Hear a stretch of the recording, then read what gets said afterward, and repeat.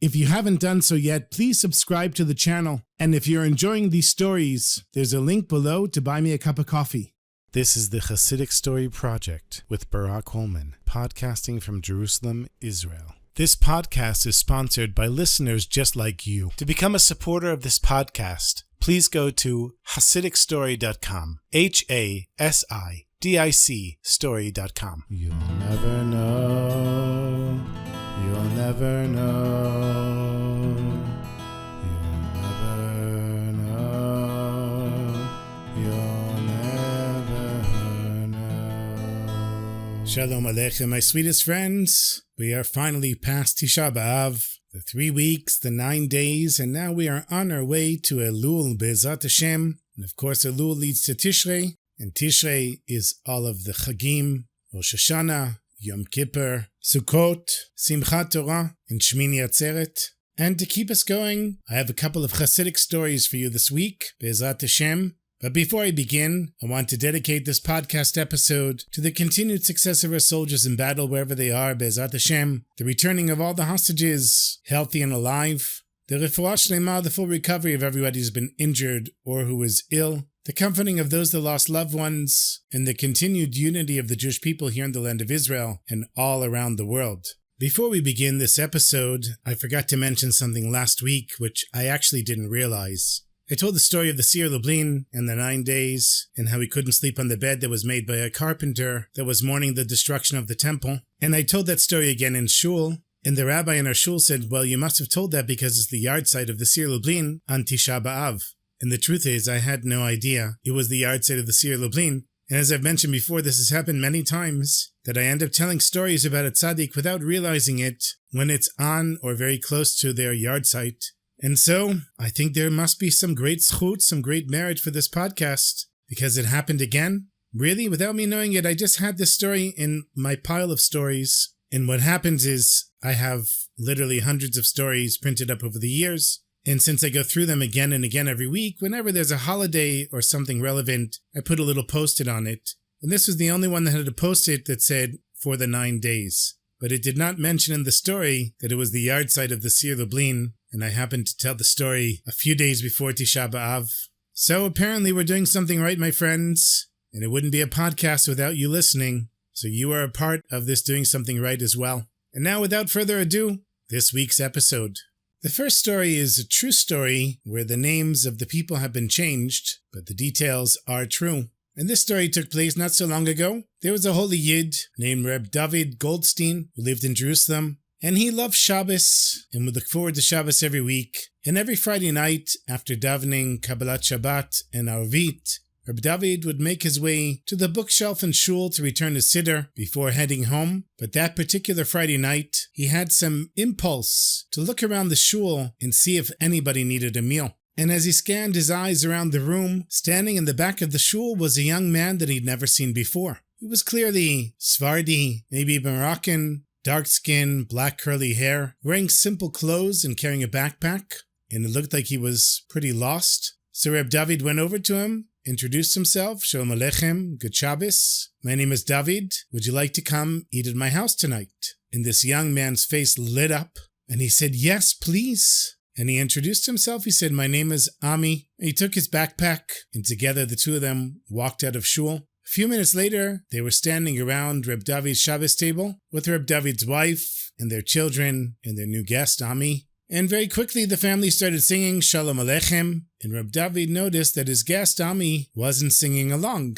And he thought maybe he's just shy, or he has a bad voice. And Ami just smiled and tried to follow along, but it was clear that he didn't know the words of Shalom Aleichem. And after they made Kiddush and washed for Hamotzi, and the meal began, Ami relaxed a little bit, but he still seemed a little bit on edge and was completely quiet.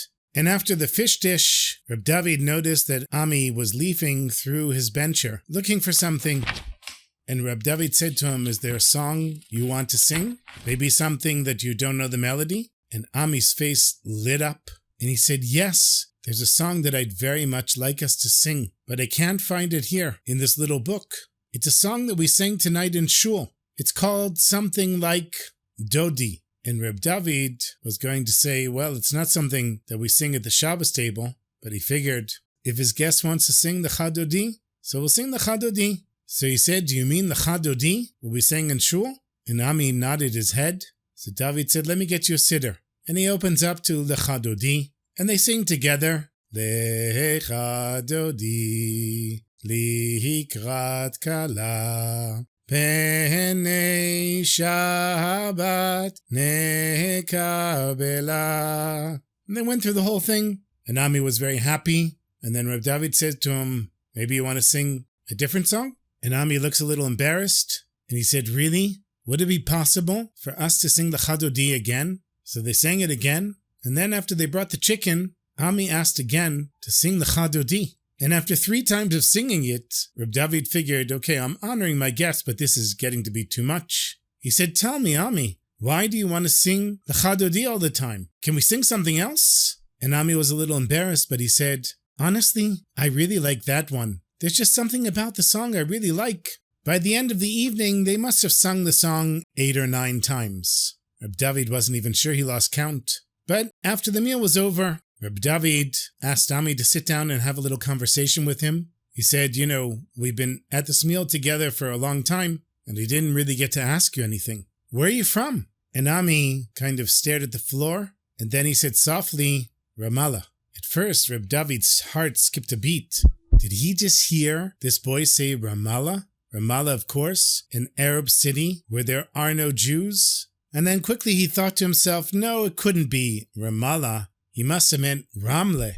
And he said, oh, I have a cousin in Ramleh, Ephraim Werner. He lives on Herzl Street. Do you happen to know him? And Ami just shook his head and said, there are no Jews in Ramallah where I'm from. And then Reb David realized he did say Ramallah. And now his thoughts were racing. He thought, did I just have a Shabbos meal with an Arab?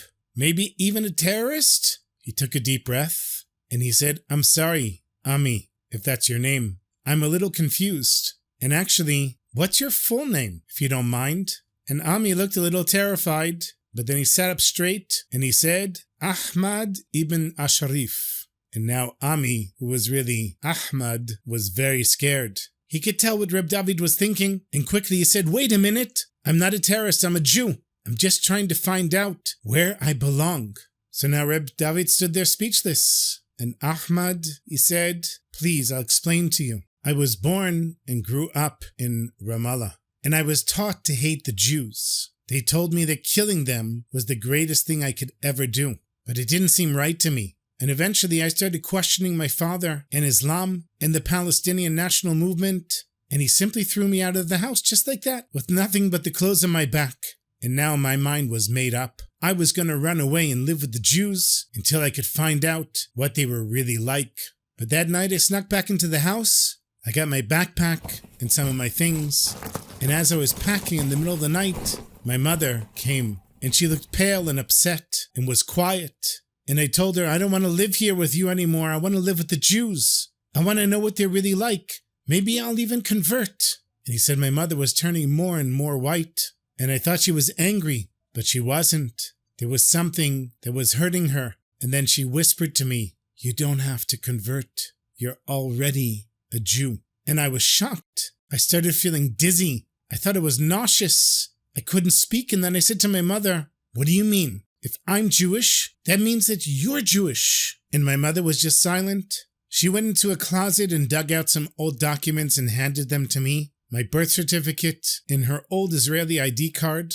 She gave them to me so that I could prove that I'm a Jew. And he said to David, I have them here, but I don't know what I'm supposed to do with them. And then he said my mother hesitated to give me one more thing. She went back into the closet and pulled out an old photograph. She told me it was a photograph of her grandparents that was taken when they were looking for the grave of some great ancestor of ours. They went up north and found the grave, and that's this picture. So Reb David put his hand on Ahmad's shoulder and he said, do you have the photo here? And Ahmad said, yeah, of course, I always carry it with me. And he reached into his backpack and he pulled out an old envelope. And in the envelope was a very old picture. In the picture, there was an old-time Sephardi family from around the turn of the century, and they were standing next to a grave. And when Reb David saw the inscription on the gravestone, he nearly dropped the photo. He took off his glasses and looked at the picture even closer. And there was no doubt. This was a grave in the old cemetery in Tzfat, and the inscription on the grave was that of the great Kabbalist and Tzaddik, Rabbi Shlomo Halevi Alkabetz, who was none other than the author of Lecha Dodi. Can you imagine? This young man's neshama was crying out all evening for Lecha Dodi. And David was so excited and emotional when he told Ahmad, he said, your ancestor was a friend of the Arizal, a great Torah scholar, a Kabbalist and a Tzaddik. And that song that we've been singing all night, it was written by your ancestor. He wrote Lecha Dodi, and now it was Ahmad's turn to be speechless. The Hashgacha Pratit, the divine intervention, was so clear, so beautiful and so perfect. Reb David extended his hand to Ahmad, and he said, welcome home to the Jewish people, Ahmad. Now it's time that we sing that song again, but this time for real. And after that, Ahmad changed his name to Shlomo, after his holy ancestor that wrote Lecha Dodi. He enrolled in yeshiva in Jerusalem, where he studied with such fire and passion. All he wanted to do was catch up on his Jewish education. He got married and became known as a public speaker, sharing this incredible story with Jews around the world. And you see how Hashem works, my friends, in the most mysterious ways. A young man's neshama called out through a song through the Lecha Dodi, come, my beloved, and indeed, his beloved Jewish soul found its way back home. May we all merit to hear the call of our own neshamas and recognize the godly spark in our lives, and keep our hearts and Shabbos tables open for everybody who is seeking their way back home.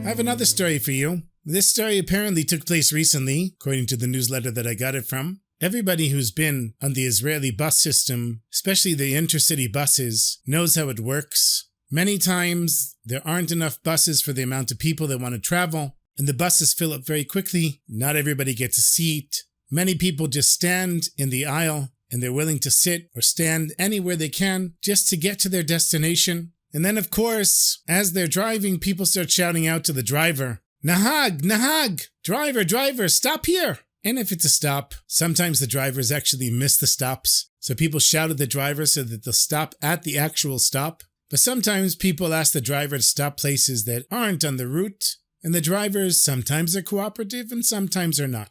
And the person who's telling the story said he had ridden on many buses, both local and intercity, and he'd probably seen everything that he'd ever expected to see. But that particular day, he experienced something that completely blew him away. He was on a bus, an intercity bus that was headed into Jerusalem, and it had been delayed from the start and would be arriving later than expected. And he sat in the seat right behind the driver, and he overheard an exchange between a passenger and the driver that left him amazed. There was a distinguished-looking Haredi man in his mid-60s who went over to the driver as the bus was traveling to Jerusalem, and he said, Nahag, driver, would it be possible for you to stop at the first bus stop at the entrance of Jerusalem? And the driver said, no, it's not on my route. And the man said with such patience and respect for the driver, I understand it's not on your route. I'm just asking if you could please do me a favor. You see, I'm a Magid Shir. I teach Torah lessons. and I need to be in the classroom by 3 p.m. and my yeshiva is right near that stop. If I wait for the first usual stop, I have to take another bus or a taxi back in the direction we came from,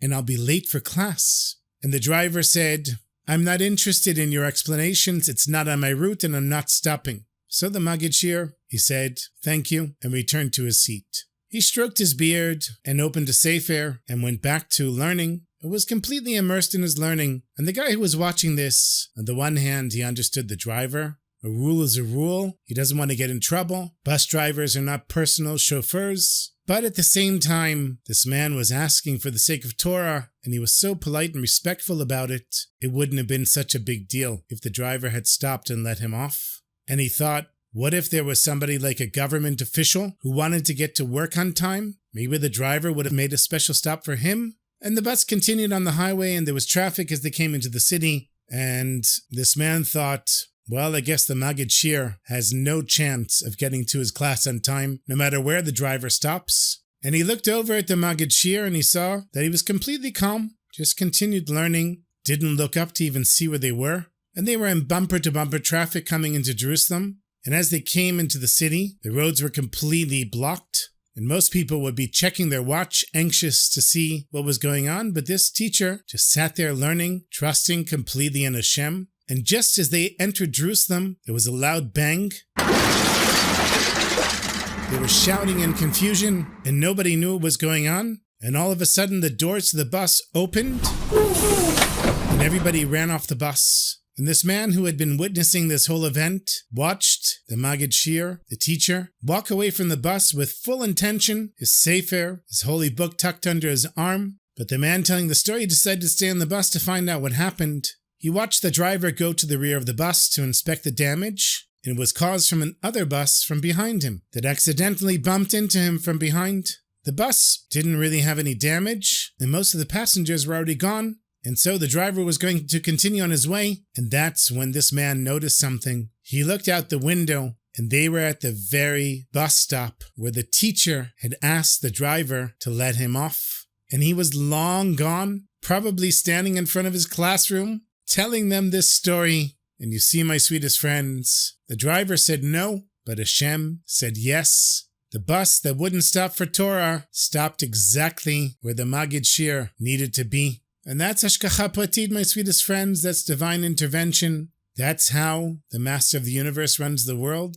And of course, sometimes we don't always realize the miracles that He's doing, but ultimately, Hashem is always taking care of us. May we merit to see the divine intervention in our lives and recognize Hashem's holy hand in every moment, and know that even when the bus drivers of this world say no, Hashem has a way to say yes.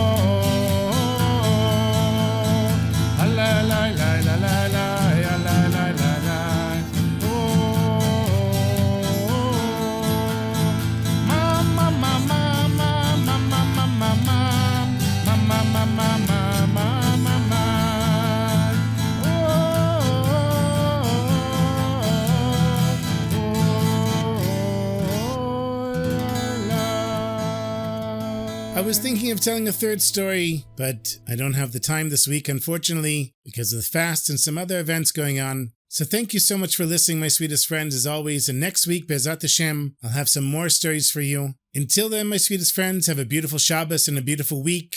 Thank you again to all the supporters of the podcast and all the listeners. And until next week, my sweetest friends, take care of yourselves and sei gesund.